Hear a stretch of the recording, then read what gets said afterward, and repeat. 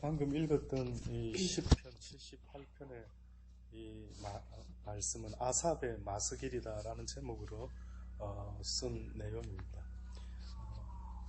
방금도 읽어보았던 것처럼 한마디로 이스라엘 백성이라는 자들이 하나님의 관점에 봤을 때 어떤 모습을 하고 있었는가라는 것을 지금 설명합니다. 우리가 살아가면서요, 자기가 자기 자신을 잘 아는 사람이 있다면 참 대단한 겁니다. 그렇죠? 그런데 우리가 아는 것처럼 우리 외모를 쳐다보려고 하면은 여러분은 스스로 자기 외모를 볼 수 있을까요? 볼 수 없을까요? 내 스스로 내 외모를 볼 수 있습니까? 볼 수 있으려고 하면은 뭔가 필요하죠. 그렇지 않고서야 눈을 갖다가 어떻게 무슨 메뚜기 눈을 만들지 않고서는 과연 내 눈이 내 스스로를 어떤 모습인가를 나를 돌아볼 수 있을까? 그건 불가능합니다. 그래서 우리는 내 외모를 보려고 하면은 무엇이 필요하다고요? 거울 같은 게 필요하죠. 그래서 거울을 통해서 비로소 내 모습이 오늘 괜찮구나, 뭐가 묻었구나, 안 묻었구나를 볼 수가 있는 겁니다. 하나님께서 이스라엘 백성이라는 한 민족을 택하셔가지고 이 민족의 역사를 통해서 내 자신의 인생의 역사가 지금 어떠한지를 비교해 볼 수 있도록 지금 이 말씀이 이렇게 우리에게 설명하고 있는 것입니다. 가장 하나님 편에서 이스라엘 백성을 봤을 때 여러분 생각할 때 궁극적으로 딱 하나님이 늘 보고자 했던 것, 그게 무엇이었을 것 같습니다. 그 인생, 그 출애굽해가지고 가나안 땅까지 이끌어 가려고 했던 그 하나님의 어떤 그 간절한 마음 속에 어떤 그 과정 중에 이스라엘 백성의 어떤 모습을 하나님은 딱 그 한 가지를 보려고 한 것 같아요. 그게 뭘 것 같습니다. 그들의 마음의 중심이 하나님을 바라보는 것, 곧 그들이 어떻게 하는지를 보려고 한 겁니까? 그들이 하나님을 순종하고 경외하는 건데 그는 곧 하나님에 대한 무엇이 있는지를 보려고 했다고요. 믿음이 있는지를 몰라요. 사랑은요, 믿음 이후에 나타나는 겁니다. 여러분이 처음부터 하나님을 사랑할 수가 없습니다. 하나님을 믿는 자 가운데 하나님을 더욱더 사랑하게 되는 것이지 믿음 없는 사랑은 있을 수가 없는 것입니다. 성경은 그걸 이야기해요. 자, 그래서 이 사람들이, 이스라엘 백성들이 믿음에 대한 것을 하나님은 보기를 계속 원했던 겁니다. 다시 말하면 부모가 자식에게 원하는 건 딱 한 가지라 이거죠. 뭐 돈 벌어와라, 뭐 해와라 이런 것이 아니라 이 엄마 아빠가 너의 엄마 아빠 됨을 너희가 잊지 말아라는 겁니다. 너무 간단한 이야기죠. 그래서 네가 이해되지 않을 때는 엄마 아빠를 믿어다오 이겁니다. 엄마 아빠가 너를 위하고 있다라는 사실을 좀 믿어줄래? 엄마 아빠가 너를 태어나게 한 사람이니까 너의 영혼을 위해서, 너의 육신의 삶을 위해서 누구보다도 너를 위하고자 하는 자는 이 땅에서 어떤 분이 아니라 바로 내가, 엄마가, 아빠가 너를 위하는 그 마음은 네가 상상할 수 없을 정도로 각별하다는 사실을 제발 좀 잊지 말아라. 그거 말고 더 있습니까? 자식한테 혹시 원하는 거 뭐 있습니까? 물론 힘없어서 나중에 나이 먹어서 야 내가 네 투자한 게 얼만데 나한테 이렇게 하면 안 되지 할 수도 있겠지만은요. 그러나 궁극적으로 제가 봤을 때는 끝까지 부모로서의 권위를 지키고 부모로서의 어떤 프라우드를 지킬 수 있는 그 모습이 있다면은 부모의 존재는 자식한테 짐되는 존재가 아니단 말입니다. 잊지 마십시오. 육군 사관학교를 나온 사람들은, 육사생들은 그들의 프라우드가 있더라고요. 상상해 보셨습니까? 그들의 프라우드.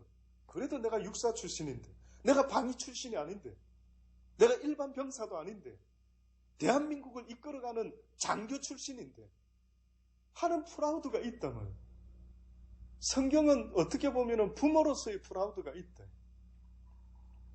만약에 자식이 부모를 걱정해서 내가 부모를 위해서 돈을 벌어야 될 텐데 어떻게 하면 돈을 벌어서 먹고 마시고 입고 할 수 있을까? 만약에 자식이 그런 걱정을 하면 여러분 생각할 때 뭐라고 말합니까? 너는 네 할 거를 해야 되는데 좀 오버한 것 같아. 먹고 마시고 하는 것은 누구 소관이다고요? 엄마 아빠의 소관. 맞죠, 집사님?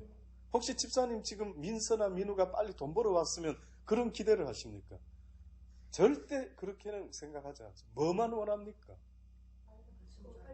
네, 말 잘 듣고 그저 공부 열심히 하고 빨리 커가지고 이제 자기 앞가름 자기가 조금 했으면 더 이상 바람이 없다. 이게 우리 박 집사의 소망 아니겠습니까? 아들 셋 키우는 엄마의 소망, 너무나 저는 이해가 됩니다. 마찬가지로 하나님이 우리한테 그 말씀을 하는 겁니다. 이 세상에 무엇을 먹을까 마실까 입을까는 누구 소관이라고 말합니까? 그는 나 여호와의 걱정거리인데 네가 뭐 때문에 하나님도 모르는 고아들 같이, 하나님을 알지 못하는 이방인인 이 고아들과 같이 무엇을 먹을까 마실까 입을까, 고아들은 생각해야지. 부모 형제 없는 고아들은 자기 인생 자기 앞가름, 특히 뭘 먹을까 생각해서 누가 도와주지 않으면 먹을 길이 없는 그들은 날마다 오늘 뭘 먹지 걱정해야 된대. 그러나 하나님은 우리한테 말씀하는 것은 너희가 나를 진정으로 없는 데서 무에서 유를 만들어내는 전능자인 것을 너희가 믿는다고 한다면 어찌하여 없는 것에서 있게 하는 하나님이 너희에게 약속하기를 무엇을 먹을까 마실까 입을까 염려하지 말라고 했다면 염려를 하지 말아라는 말이에요. 무슨 믿음이 대단한 건 줄 아십니까?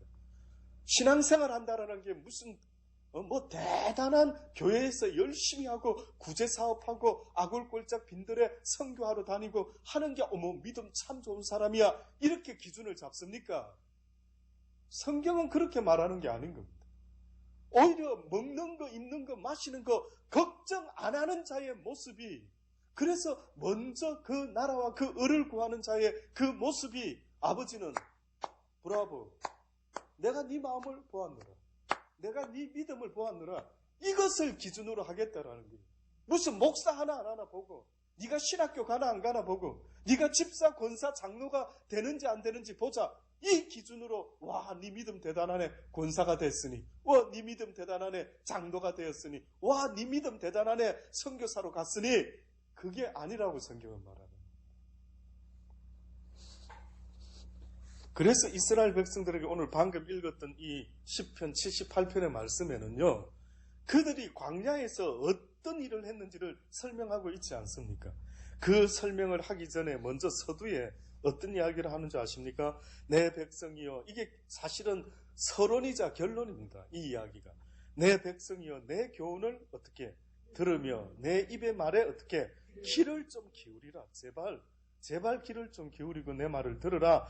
내가 입을 열고 비유를 베풀어서 옛 비밀한 말을 발표하리니 이는 우리가 들은 바요 아는 바요 우리 열조가 우리에게 전한 바라. 우리가 이를 그 자손에게 숨기지 아니하고 여호와의 영예와 그 능력과 기이한 사적을 후대에 전하리로다. 자, 지금부터 도대체 무슨 말을 하려고 이미 우리가 들은 바요 아는 바요 우리 열조가 우리에게 전한 바가 있는데 그게 뭔가 봤더니만 여호와께서 증거를 야곱에게 세우시며 법도를 이스라엘에게 정하시고 우리 열조에게 명하사 저희 자손에게 알게 하려 하셨으니, 무엇을 여호와께서 증거를 야곱에게 세우셨다라고. 야곱의 자손을 통해서 무엇을 증거 보이셨냐면 전능자의 하나님이 그들을 구원하신 것을 알리신 것입니다. 구원하시되 뭘 증거 삼았느냐면 모든 놀라운 이적과 따르는 표적으로 마지막에 장자를 다 죽이는 이 놀라운 이적을 보이면서까지 그들에게 증거를 삼은 겁니다. 그러니 이스라엘 백성들에게 출애굽할 때에 하나님이 행하신 모든 재앙들은 어떤 면에서는 그들에게 살아계신 하나님에 대한 증거를 보이셨다라고 말할 수가 있습니다. 야곱에게 증거를, 그 다음에 뭐요? 법도를 이스라엘에게. 법도는 누가 만들었습니까? 누가 정해줬습니까? 하나님. 누구를 통해서요? 모세를 통해서 법도를 이스라엘 백성에게. 그러니까 이스라엘 백성이 그 당시 때 꼭 전해 들어야 될 두 가지 사건이 있었는데, 그것은 너희 하나님이 너희의 조상을 애굽에서 종로로 타고 있을 때 그것에서부터 출애굽 시켜줬는데, 그냥 출애굽 시킨 게 아니라 어떻게 출애굽을 시켰다고요? 10가지의 재앙을 내려가지고 완전히 이스라엘 백성들은 전혀 해를 받지 않도록 하시고, 오직 그들을 붙잡고 있었던 악한 애굽이라는 나라를요, 완전히 하나님이 따르는 표적과 이적으로 그들을 구원해 내셨다라고 하는 이야기가 조상 때부터 전해 내려오고 있었던 거예요. 그 이야기. 우리는 조상 때부터 이스라엘 백성이 뭘 배웠나라고 할 때 모세의 율법 배운 거 아닙니까, 목사님? 그래요. 성경은 모세의 율법을 배웠다고 하죠. 그러나 그것만 배운 게 아니라 바로 어떻게 네 조상들이 애굽에서 종살이 하다가 드디어 구원을 받았는가 하는 것도 함께 전해지고 있다. 이것을 다시 리마인드를 시키겠다. 이는 저희로 후대 곧 후생 자손에게 이를 알게 하고 그들을 일어나 그 자손에게 일러서 저희로 그 소망을 어디에 두게 한다?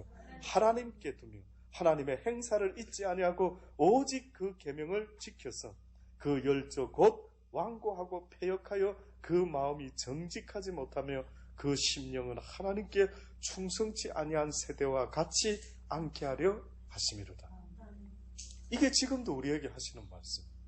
지금도 그렇게까지 하신 게 왜 그러냐라고 봤더니 7절에서 첫째로는 저희로 소망을 누구에게 두게 하신다. 모든 소망을 하나님께만 두게 한다라는 겁니다. 내 자식도 내 마음대로 안 되고 비즈니스도 내 마음대로 안 되고 내 생각도 내 마음대로 안 되는 거 아시지 않습니까? 그래서 하나님이 이 모든 간절한 나의 바람을 누구를 통해서 이룰 수 있다라고 지금 소망을 어디다 두라는 것입니까? 하나님께 두라는 겁니다. 소망을 이룰 수 있는 힘과 능력이 나에게 없음을 고백하고 하나님이 나의 모든 소망을 이루실 수 있는 소망의 근원이 되시는 분이라고 지금 소망을 하나님께 얹어놔라는 겁니다. 여러분 그래 하십니까? 여러분 그래 사십니까? 어려운 일이 생기면 소망의 하나님 바라봅니까? 아니면 이룰 수가 있습니까? 어떻게 나한테 이룰 수가 있어요, 하나님? 라고 하면서 혹시나 그때 이스라엘 백성들처럼 불평하며 원망하며 저주하며 하나님을 시험했던 때와 같이 여러분도 시험하십니까? 원래 시험이라고 하는 단어는요, 하나님이 이스라엘 백성들에게 우리에게 그들의 마음이 어떠한지를 보기 위해서 낮추어서 그들이 가장 힘들고 어려운 상황이 되었을 때에 비로소 반응하는 그 오리지널 마음. 죄송한데 여러분이 평화로울 때는 전부 다 가식의 탈을 쓰고 앉아있는 겁니다. 죄송해요. 여러분 죄송한데 평화로울 때는 믿음이 좋은 사람이 누군지 그 누구도 모릅니다. 어머 저 사람이 믿음 있나? 교회 열심히 다니네? 평화로울 때는 다 그렇게 합니다. 걱정 없고 근심 없고 아쉬운 거 없을 때는 누가 봐도 다 믿음 좋은 사람 같이. 그러니까 하나님이 믿음이라는 것은 믿을 수 없는 현실에 부딪혔을 때 비로소 내 깊은 곳에 숨겨졌던 것이 쑥 쏟아지는데 그때 내 모습을 보면요.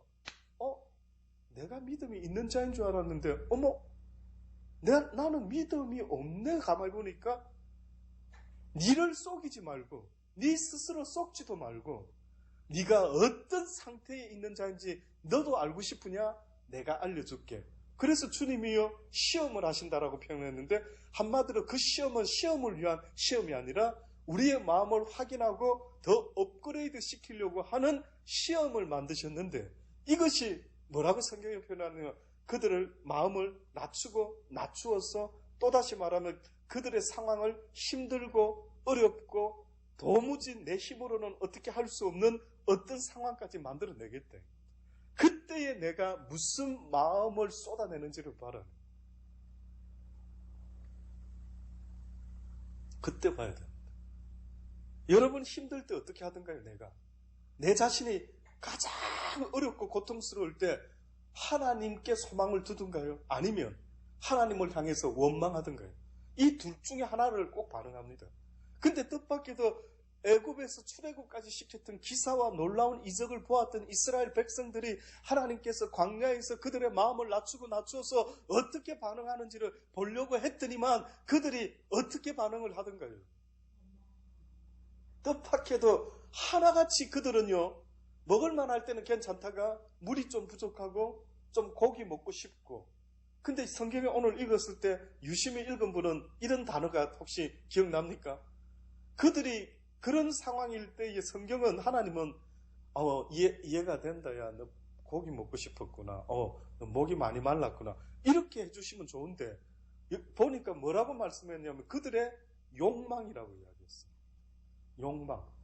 자족할 줄 모르는 그들의 지나친 욕심을 성경은 욕망이라고 하는데, 그들이 그럴 때마다 반응했던 모습이 뜻밖에도, 그래서 그것이 어디에 있느냐 하면은 18절을 보십시오. 저희가 저희 탐욕대로 식물을 구하여 그 심중에 어떻게 했다고요? 하나님을 시험하였다. 와, 그럼 무슨 말입니까? 탐심과 욕망을 꽉 채워가지고 좋다, 하나님이 이렇게 해주나 안 해주나 보자, 이렇게 하나님을 시험을 했던 겁니다.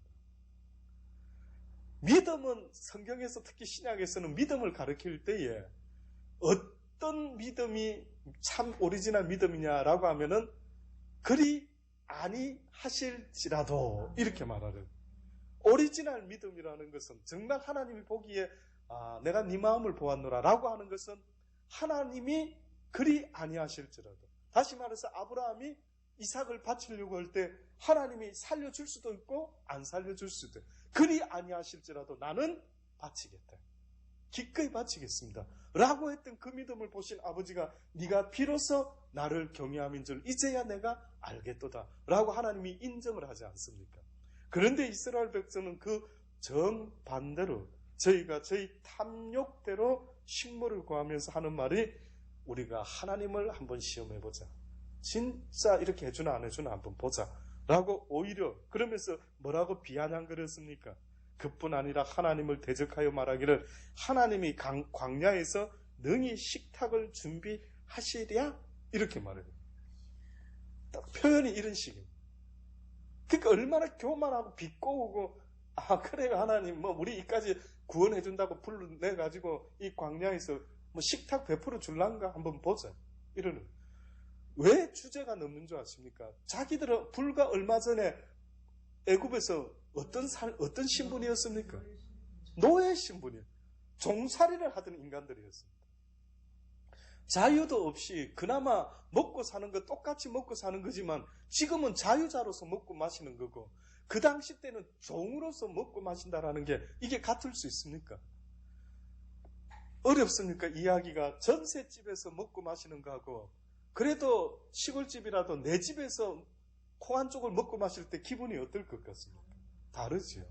내 집에서 먹을 때는 그냥 뭔가가 다 맛있고 기분 좋고 막, 근데 내 전셋집에서 뭐 고기 하나 구워 먹으려고 해도 주인집 눈치를 보고 또 냄새가 막 글로 빠지지 않을까 어쩌고 저쩌고 하는 거 잘 이해가 안 되면은 이스라엘 백성들이 너희가 불과 얼마 전에 종노릇하면서 먹어도 먹는 게 아니고 입어도 입는 게 아니고 도무지 기쁨과 즐거움이 없이 그저 종살이하면서 살았던 너희들이 이제는 비록 부족한 음식이라 할지라도 날마다 하나님께서 먹이고 입히실 줄 믿어 의심치 아니하고 먼저 그의 나라와 그의 의를 구하는 믿음이 그들에게만 있었다면은 그들이 오시해하지 않았던 것처럼 당연히 하나님께서 걱정할 부분을 걱정하시면서 그 자녀를 먹이신가 입히신 같이 이스라엘 백성 모두를 먹이고 입히셨을 거라.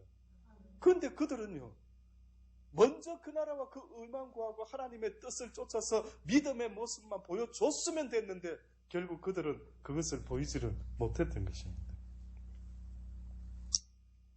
그 열조 곧 완고하고 패역하여 그 마음이 어떻다고요? 정직하지 못하며, 8절입니다.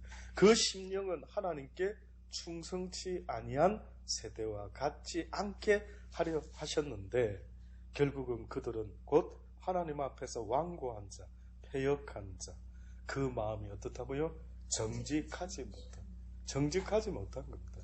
감사해야 될 타임에 감사할 줄 모르는 것은 한마디로 정직하지 못한 자의 모습이다 라고 성경이 말해주고 있습니다. 지금 분명히 감사를 해야 되는데 감사를 하지 못하고, 지금 분명히 하나님께 소망을 두어야 되는데 소망을 두지 못하는 그 모습은 다른 거짓이 아니라 그것이 바로 정직하지 못한 거짓된 자의 마음인 것을 네가 왜 알지 못하느냐?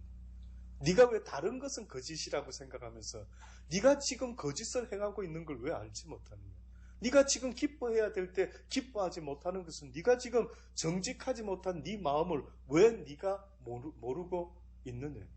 거짓말하고 있는 자기 자신도 모르고 앉아있는, 충성치 아니한 세대와 같지 않게 하려고 했지만 그들은 그 정직하지 못한 마음이 휘둘러져서 결국은 하나님 앞에 충성된 자의 믿음을 보일 수가 없었다라고 그렇게 이야기를 합니다.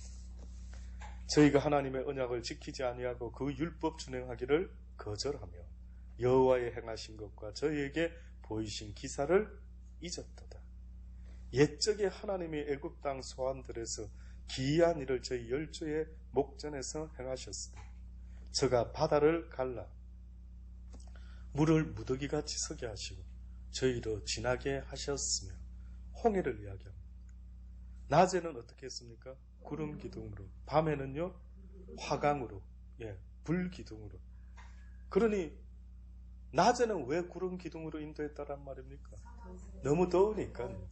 그러니까 하나님은 여러 가지로 인도할 수 있는데 그들을 그렇게 배려를 해가 우리가 아이 키울 때 아이가 햇볕 더울까봐 가리고 부모가 애를 쓰는 것처럼 그렇게 더운 날씨 속에 더위 먹을까봐 구름으로 항상 감싸주면서 인도를 했대. 그래서 그들은요 그때 생활하는 거 여러분이 한번 그 자리에 가보세요. 지금 이 순간에 타임머신을 타고 여러분이 이스라엘 백성이 광야에서 지냈던 때에 여러분이 지금 그 속에 같이 그 무리 속에 있다고 생각해 보세요. 자, 있습니다. 있는데 이들이요 어디론가 지금 모세의 리드를 통해서 계속 어디론가 전진하고 있습니다. 우리는 따라가면 됩니다. 모세를. 자, 그런데 따라가는데 특히 모세를 따라가고는 있지만 하나님이 모세나 이스라엘 백성에게 공의 증거를 보인 하나의 어떤 사인이 있었대요. 사인. 그 사인이 낮에는 뭐였다고요? 구름 기둥이었대요. 그러면 어느 때 가고 어느 때 멈추었습니까? 구름이 움직이면 갔고 구름이 멈추는 곳에서 그 다음에 멈추어서 저녁에 장막을 치고 그러면 이제 구름이 사라지면서 무엇이 나타났다고요? 불기둥이 나타나가 꼭 모닥불 피워놓은 것 같이 뜨끈뜨끈한 그런 추위에 또 떨지 않도록끔 그래 보호를 했다네. 그러면 저는요 과연 오늘 우리 시대에는 구름이 움직이는 거 멈추는 거 불기둥이 있는 거 없는 거 그들은 보았다 이거죠. 그럼 오늘 우리는 어떻게 하면 좋습니까? 우리는 지금 보는 사람이 있겠지만 뭘로 보고 안 보고를 어떻게 알 수 있을까요?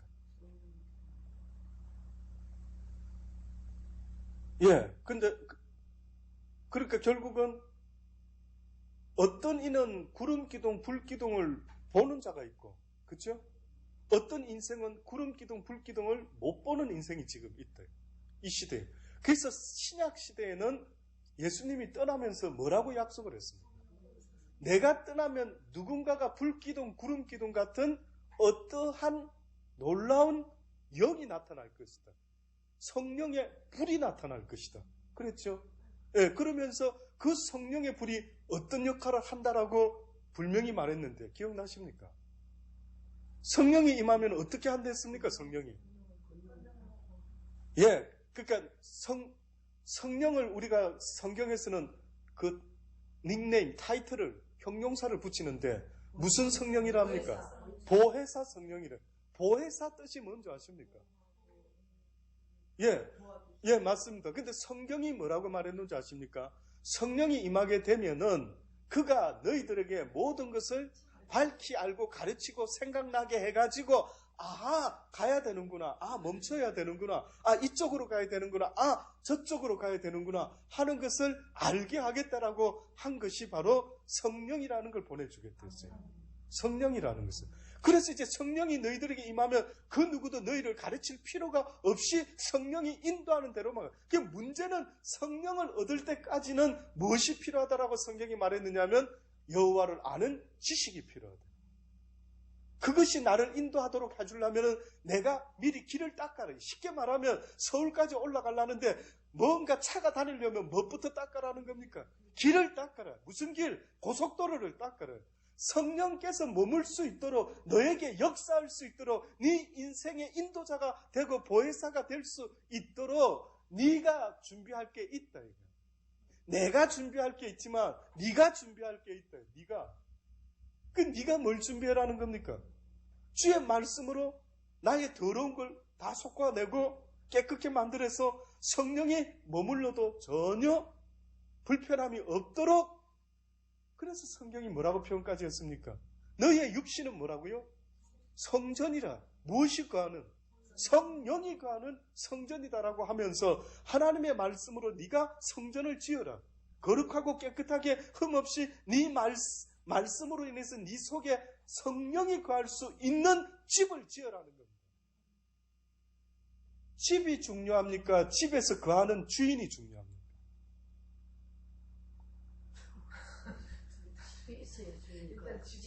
예, 그럼 또 물어봅니다. 집이 중요합니까? 집을 지은 자가 중요합니까?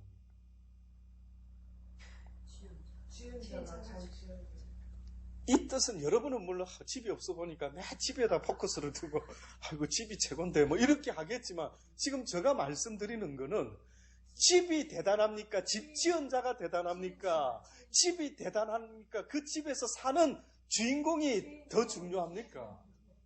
그 어렵습니까? 집이 하여튼 죽어도 집이 중요하다고 생각할 수도 있겠지만 조금만 다시 생각해 보세요. 집이 뭐 때문에 존재하느냐 이거죠. 집 자체의 가치가 뭐가 있느냐 이거죠. 그 집이라는 존재는 사람이라는 사람이 살 때에 그 집의 가치가 있는 거지. 아무도 안 사는 멋진 집이 있으면 그 집이 무슨 소용이 있느냐 이거죠. 집 자체의 의미가 없다 이거죠. 그래서 성경이 우리에게 말하는데 우리에게 집을 지으랍니다. 누가 거할 수 있도록? 성령이 거할 수 있도록. 그러면은 결국은 내가 성전을 짓는다라고 할 때에는 목적이 뭐냐 이거예요. 그냥 집만 지어놓고 보기 좋다 우리 집. 이게 목적입니까? 성령이 오실 수 있도록 하기 위해서 집을 짓고 있는 겁니다. 이 목적이 지금 이해되십니까? 지금 말씀으로 내 속에 이렇게 살아야지 저렇게 살아야지 이 사랑이 있어야 돼요. 사랑의 집을 한마디로 하나님이 지으라는데 사랑의 집을 지으라고 하는 목적은 하나님이 지금 뭐라고 말씀하느냐 하면 내가 네 집에서 살고 싶다라고 하는 네가 주인이 아니다. 네가 주인인 집은 쓰레기 같은 집은 네가 살았지 이때까지. 근데 나는 네 인생에 누가 되고 싶다고요? 주인이 되고 싶답니다. 그분이 권사님의 인생의 주권자가 되고 싶대. 왜? 권사님이요. 하나님이 해야 될 일까지 다 하고 있으니 불쌍하기 짝이 없는 겁니다. 먹고 마시고 입을 것 이것까지 다 걱정하고 있는 거예요. 뭐 먹을까?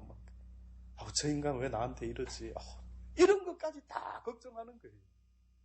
인생의 수고하고 무거운 짐을 듬뿍 지고 보세요. 지금 권사님이 걱정하는 것은 내가 해결할 수 있는 것이 몇 가지입니까? 자, 물어볼게요.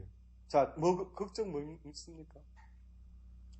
없다고는 거짓말 못하겠지. 그래, 대부분 자식 걱정, 기본 남편 걱정도 있지만, 그러나 1순위가 자식 잘 되기를 어느 부모든 걱정 안 하겠습니까? 그래, 자, 근데 여쭤볼게요. 그게 권사님이 해결할 수 있습니까? 진짜입니까? 예, 그러면 진짜라고 인정하면은 내 인생에 있어서 누가 나를 도와줘야 된다. 내 소망에 되시는 뭔가가 있어야 된다. 내 뜻을 이룰 수 있는 어떻게 보면은 내 뜻을 넘어서서 나도 알지 못하는 내 뜻을 넘어서서 나의 모든 삶에 나보다 더 잘하시는 어떤 분이 나와 함께 해주면 좋겠다 이거죠. 그래서 성경에 요한계시록에는 뭐라고 말합니까? 내가 문 밖에 서서 네 마음의 문을 두드르느니 그걸 그렇게 표현한 겁니다. 네가 마음의 문을 열 수 있도록끔 다시 말하면 네가 이제는 나를 모시고 싶어가지고 네가 성전을 지을 수만 있다면은 그래서 내가 어느 날 문을 두들겼을 때 네가 드디어 주여 어서 오시옵소서라고 애를 쓰고 더러운 걸 싫어하고 미워하면서 네 인생의 주권자인 나를 받아들일 준비가 갖추어서 네 마음의 문을 활짝 열어주면 자 뭐라고 말합니까? 내가 너에게로 들어가서 그 다음부터 상황이 한마디로 어떻게 바뀐다라는 말입니까? 그 전하고 그 이후 모습이 주님이 들어오실 수만 있다면 들어오고 나서부터는 내가 너에게로 들어가 너로 더불어 먹고 마실 것이고 너는 나로 더불어 먹고 마실 것. 그러면 그 말은 뭡니까? 주권자가 네 인생의 주권자가 누가 된다고요? 주님이 돼주겠다라. 그러면 너는 그냥 먹고 마시는 일에는 그냥 내가 상 차려 놓은 거 숟가락만 얹으면 되겠다. 희한한 비밀의 이야기예요. 이걸 누가 이해할 수 있을까? 이런 내 인생의 비밀을 누가 이거를 못하고 있으니까요. 쉽게 말하면 이겁니다. 너무 피곤한 겁니다, 인생이. 너무 힘든 겁니다. 어느 때는 잠도 오지 않고 짜증나는 겁니다. 열이 받치는 겁니다. 내 뜻대로 되는 게 하나도 없는 겁니다. 그러니 아버지께서 너는 아무것도 할 수 없는 자이다. 네가 할 수 있는 게 뭐냐? 머리 한 트럭도 네가 희고 검게 할 수 있느냐? 네가 키를 한 자라도 조금이라도 더 키울 수가 있느냐? 네라는 존재가 가만히 돌아봐라. 네가 할 수 있는 건 뭔 것 같으냐? 없는 겁니다. 내가 할 수 있는 게 꽤 뭐 있는 것 같았는데 가만히 돌아보니까 내라는 인생이 진짜 보니까 할 수 있다라고 말할 수 있는 게 없는 겁니다. 심지어는 내 마음도 내 마음대로 안 되는 거예요. 느끼십니까? 고백하십니까? 인정 좀 하세요. 정말로 인정하십시오. 뭐 그렇게 오만합니까? 뭐 그렇게 무지합니까? 네? 그래서 인생은 나로부터 시작된 게 아니라 누구로부터 시작된 하나님이 시작하셨다라는 걸 인정해라는 거예요. 그럴 때에 하나님께서 내가 너의 하나님이 되고 너의 주권자가 되어서 너의 먹고 마시고 살아가는 모든 인생을 어떻게 하겠다고? 내가 책임져 줄 것이다. 그래서 주님이 왜 네가 수고하고 무거운 짐을 그리 지고 있느냐? 네가 감당도 못할 짐을 왜 지고 살아가고 있느냐라고 지금도 안타깝게 말씀하고 있는 것입니다. 쭉 우리가 읽어보았던 것처럼 그들은 그 지난날에 생각할 때 이제 예수 믿고 배고픈 것은 감사가 돼야 됩니다. 예수 믿기 전에 배부른 것은 노예 생활하면서 배부른 것하고 이제 예수 믿고 배고픈 거하고는 정말 차이가 나야 되는 거예요. 그러니까 여러분이 예수 믿기 전에 배불렀던 거 생각합니까? 오히려 나는 예수 믿기 전에가 더 잘 살은 것 같아. 이런 노예적인 이런 생각을 이스라엘 백성만 한 게 아니고 지금 우리도 하고 앉아 있는 겁니다. 그때가 더 잘 먹은 것 같아. 예수 믿고 살다 보니 영 가난해졌어? 뭐 이런 이야기가 나온다면 생각을 해봐라. 그러니 언제 여러분이 예수 믿고 나서 국밥 한 그릇을 먹어도 그저 예수 믿는 자유자로서 먹을 때의 그 기쁨은 만끽해 본 적이 있느냐?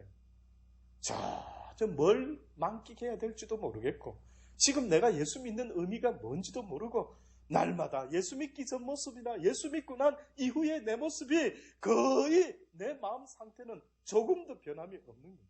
그래서 하나님이 이 강팍하고 목이 곧은 백성아 어째 이랬느냐? 네가 예수 모를 때와 예수 알고 난다라는 게 네 인생에 무슨 차이가 있더냐? 심령의 기쁨도 없는 네가 무슨 예수 믿는 증거가 뭐냐? 예수 믿을 때 일어나는 그 베네핏이 그 이익이 그 가치가 무엇이더냐 물어보는 겁니다. 무슨 가치 있는데요? 예수 믿기 전이나 이후에 무슨 가치가 있는데요? 여러분이 지금 걱정을 다 맡깁니까? 근심을 다 맡깁니까? 콩 한 조각을 먹어도 진짜 감사하고 있습니까? 예수 믿는 게 그렇게 간단하면 저도 쉽겠습니다. 그러나 예수 믿는 거라는 것이 뭔가가 지금 내 문제가 내가 뭐가 문제지? 이게 지금 내가 왜 전혀 안 변하고 있지? 나는 교회만 다니면 예수 믿는 줄 알았는데 그게 아닌 것입니다. 결국 오늘 이 시편 78편의 마지막 그 결론적인 이야기가 있습니다. 그 결론적인 이야기가 어떤 경고로 마치고 있느냐 하면은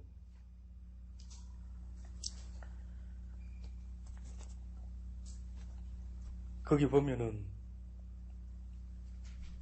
52절부터 보면은 자기 백성을 양같이 인도하여 내시고 광야에서 양떼같이 지도하셨도다. 저희를 안전히 인도하시니 저희는 두려움이 없었으나 저희 원수는 바다에 엄몰되었도다. 저희를 그 성소의 지경 곧 그의 오른손이 취하신 산으로 인도하시고 저희를 그 성소의 지경 잘 들어보십시오. 그 성소의 지경이 어딘가 봤더니만 곧 그의 오른손이 취하신 산으로 인도를 하시고 곧 열방을 저희 앞에서 쫓아내시며 줄로 저희 기업을 분배하시고 이스라엘 지파로 그 장막에 거하게 하셨도다. 그럴지라도 저희가 지존하신 하나님을 시험하며 반항하여 그 증거를 지키지 아니하며 저희 열조같이 배반하고 괴사를 행하여 쏘기는 활같이 빗가서 자기 산당으로 그 노를 격동하며 저희 조각한 우상으로 그를 진노케 하였도다. 쉽게 말하면 이 이야기가 뭐냐면은 하나님께서 인도하는 오른손으로 취하신 산으로, 하나님이 기뻐하는 하나님의 성산으로, 하나님의 성전으로 그들을 인도하려고 했는데 결국 그들이 궁극적으로 어떤 걸 택했느냐 하면 자기 산당으로 하나님의 노를 격동하고 자신들이 조각한 우상으로 그를 진노케 하였다. 쉽게 말하면 하나님의 뜻을 쫓는 믿음이 아니라 어떤 믿음이었다고요? 자신이 원하는 대로 하나님을 믿었다. 내 원하는 대로, 내 뜻대로 하나님을 믿었다라고 지금 그렇게 말씀하고 있는 거예요. 오늘 이 시대에도 가만히 보면은요, 하나님을 믿는 사람들의 믿음 가운데 이렇게 하면 믿겠습니다, 이렇게 해주면 믿겠습니다, 저렇게 해주면 믿겠습니다 라고 말하는 자들이 얼마나 많이 있는지 모릅니다. 그 믿음의 모습이 뜻밖에도 하나님 보실 때에는 자기 스스로가 그것을 만들어내서 내 식으로 믿겠다라는, 내 식으로 하나님을 믿겠다라는 그 모습이 꼭 산당으로 그 노를 격동하고 저희의 조각한 우상으로 그를 진노케 한다는, 하나님이 들으시고 분내어 이스라엘을 어떻게 했다고요? 크게 미워했다. 실로의 성막 곧 인간의 세우신 장막을 떠나시고 그 능력된 자를 포로에 붙이시며 자기 영광을 대적의 손에 붙이고 마셨다. 결국 이스라엘의 하나님을 나의 하나님으로 붙잡지 못하는 근본적인 모든 원인의 기본은 뭐라고 말합니까? 네 마음에 있는 그 믿음이 없다라는 거예요. 네가 나 여호와를 향한 믿음이 없다. 결국은 그 믿음이라는 것은 어느 때 나타난다고요? 갈 바를 알지 못하고 도무지 이럴 수는 없는데 라고 하는 그 상태가 되었을 때 비로소 내가 믿음이 있는 사람인지 아닌지를 알 수가 있다. 여러분 스스로도 여러분 믿음이 있는지 알고 싶죠? 그러면 하나님께 기대하십시오. 여러분을 하나님이 낮춰서 밑바닥까지 내려뜨릴 때 여러분 입에서 무슨 소리가 나오는 것을 스스로 한번 체크를 해봐라. 내가 과연 그럴 때에 하나님께 소망을 두고 있는지, 아니면은 걱정과 염려 속에 빠져서 어찌할 바를 몰라 하고 있는지.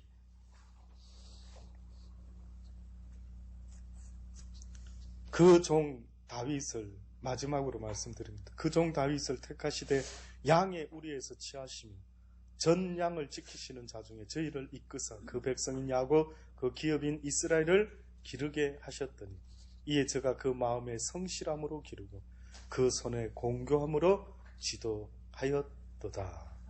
이것이 하나님이 주의 종들을 다윗을 세워서 이스라엘 백성들에게 다시 한번 그들을 이끌고자 하시는 하나님의 간절함을 우리에게 말씀하고 있는 것입니다. 지금도 하나님은 우리의 영혼을 이끌기 위해서 각 시대마다 그 장소마다 하나님의 사랑하는 종들을 보내어서 그들의 영혼을 인도하고 싶으셔서 지금도 수고하고 무거운 짐 가운데 빠져서 낙심함으로 슬퍼하며 주저앉아서 울고 있는 저 내 백성을 누가 가서 구원해 줄고, 누가 저 주저앉아 있는 내 백성을 좀 이끌어 줄 수 있는 자가 누가 있을 거라고 지금도 하나님은 하나님의 마음을 전하는 하나님의 사람들을 찾고 구하고 있는 것입니다. 아무쪼록 저는 여러분이요, 그냥 교회만 다니는 사람 되지 말기를 바랍니다. 이 땅에서 어느 교회 다니는 들 무슨 상관이 있습니까? 문제는 내가 하나님의 말씀 안에 거하며 살아가는 자인가 아닌가가 얼마나 중요한지, 내가 하나님께 속한 자인지 아닌지가 얼마나 중요한지를 꼭 잊지 마시고 살아가는 날 동안 그 하나님 안에서 그분의 인도함을 보기 바랍니다. 그래서 여러분이 이해가 안 돼도 그분이 가라 하시면 가는 거고, 그분이 멈추라 하면 멈추는 겁니다. 누구 때문이 아니라 오직 나의 소망 되시는 그 주님이 나에게 가라 하신다면 가는 것이고 멈추라 하면 멈춘다. 모든 소망이 그분에게 달려있다. 모든 결정은 그분에게 달려있다라는 사실 잊지 마시고 그분의 마음을 움직일 수 있는 여러분의 기도의 삶이 되기를 간절히 바라고 원합니다. 기도하시겠습니다. 좋으신 아버지 하나님 감사합니다. 그렇습니다. 날마다 하나님께서는 우리에게 인도하기를 원하셨지만 우리는 오히려 불평하며 불만하며 걱정하며 근심하며 하나님을 원망했던 적이 얼마나 많이 있었는지 모릅니다. 믿음이라는 것은 그런 게 아니라고 말씀하셨는데, 믿음이라는 것은 참으로 우리의 마음을 낮추셔서 정말로 어렵고 힘든 가운데 갈 바를 알지 못하는 가운데서 내가 어떻게 반응하는 것을 볼 때에 곧 그것이 바로 믿음 있는 자의 없는 자의 모습의 기준이라고 주님 말씀하시지 않습니까? 누가 모래성 위에 집을 지었는지, 누가 반석 위에 지었는지 보통 때에는 알 수 없지만 풍랑이 일 때에 누가 모래 위에 성을 쌓았는지, 누가 반석 위에 성을 쌓았는지 알 수 있다고 주님 말씀하지 않으셨습니까? 아버지여, 평화로울 때 주의 말씀으로 무장하게 하여 주옵소서. 평화로울 때 주의 말씀으로 내 심령 깊은 곳에 아버지여 차곡차곡 쌓아놓을 수 있는 지혜로운 개미 같은 지혜로운 자들이 다 되게 하여 주옵소서. 주의 말씀을 붙잡고 사는 신앙생활 되게 하여 주옵소서. 그냥 우상 숭배하듯이 비나이다 내 소망이 이것이니 들어주소서 비나이다 라고 하는 우상을 섬기는 자의 모습으로 하나님을 섬기지 말게 하시고, 하나님이 기뻐하는 게 무엇인지를 배우고 깨달아 그것을 가지고 주께 나아갈 수 있는 믿음의 사람들이 다 되게 하여 주옵소서. 불쌍한 우리를 긍휼히 여겨 주옵소서. 오늘도 이 말씀을 듣고 있으면서도 혹시나 아직도 걱정과 근심 속에서 벗어나지 못하고 아무런 깨달음도 없고 그 말이 그 말 같고 저 말이 저 말 같고 언젠가부터 나에게 아무런 감동도 아무런 은혜도 느끼지 못하는 하나님의 인도함이 어느 순간부터 끊어져 버리고만 불쌍한 인생을 살고 있는 자가 있다면 그를 위하여 기도합니다. 그에게 자비와 긍휼을 더하여 주셔서 날마다 하나님의 말씀의 인도함을 받을 수 있는 그의 삶이 되게 도와 주옵소서. 이제 우리도 말씀을 깨닫고 빚진 자가 되었으니 이 말씀을 알지 못하는 많은 사람들에게 이 생수를 전해줄 수 있는 가치 있는 인생이 되게 하여 주옵소서. 제발 먼저 그 나라와 그 의를 구하는 자 되게 하여 주옵소서. 많은 사람들은 모이면 돈 버는 이야기를 합니다. 모이면 세상 이야기하고, 모이면 남편 이야기, 시아버지 이야기, 시어머니 이야기, 아들 이야기, 손자 이야기를 하고 앉아 있습니다. 아버지여, 우리는 만나기만 하면은 하나님의 말씀을 나누는 자가 될 수 있도록 은혜 베풀어 주옵소서. 영원한 소망 이야기 우리가 하지 아니하면 누가 하겠습니까? 우리에게 맡겨주셨으니 날마다 만나는 곳에 아버지 만나는 사람들에게 주의 말씀을 증거하는 그러한 우리가 되게 도와 주옵소서. 먼저 주의 나라와 의를 구하는 것이 그것이 아니겠습니까? 우리의 입술이 이제는 세상의 이야기를 하는 스피커가 되지 말게 하시고 오직 주의 복음을 전하는 스피커가 될 수 있도록 은총을 베풀어 주옵소서. 예수님의 이름으로 감사하며 기도드리옵나이다. 아멘. 주신 말씀 붙잡고 기도하는 시간 되기를.